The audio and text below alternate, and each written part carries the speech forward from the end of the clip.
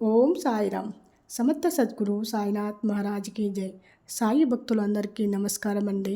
సాయిబాబా దయ వల్ల ప్రతి ఒక్కళ్ళు సంతోషంగా ఆనందంగా ఉండాలని మనస్ఫూర్తిగా కోరుకుంటూ వీడియో చేస్తున్నా. ఏ సత్యాన్ని అయితే అందరూ సామాజిక వ్యవస్థ పెడుతూ ఉంచాలనుకుంటారో అదే సత్యాన్ని రక్షించడం కోసం ఈ రేఖను గీశాను. ఆ రేఖే ధర్మాన్ని రక్షించే రేఖ. మనుష్యులకు ఒకటే ధర్మం ఉంటుంది, అదే మానవత్వం. ఎదుటివారిని గౌరవించటం, ఎదుటివారికి సహాయం చేయటం. ఎవరైతే భగవంతుని నమ్ముతారో వాళ్లకు అన్ని జీవరాశుల్లోని ఆ భగవంతుని చూడగలుగుతారు. అప్పుడు అందరినీ సమాన దృష్టితో చూస్తారు. అప్పుడు మనుషుల్లో ఉండే మానవత్వం అవుతుంది. అలా అని ఎవరి దగ్గర మానవత్వం ఉండదో వాళ్ళు మనుషులు కాదని నేను అనను. వారి తప్పును తెలుసుకొని దానిని సరిదిద్దుకునే ప్రయత్నము చేయటము అది మనిషి యొక్క బాధ్యత అవుతుంది. దాన్ని మనమందరము నిర్వహించాల్సి ఉంటుంది. ఎప్పుడైతే దేవుణ్ణి ప్రార్థించినప్పుడు భయంతో కాదు, ప్రేమతో ప్రార్థించు.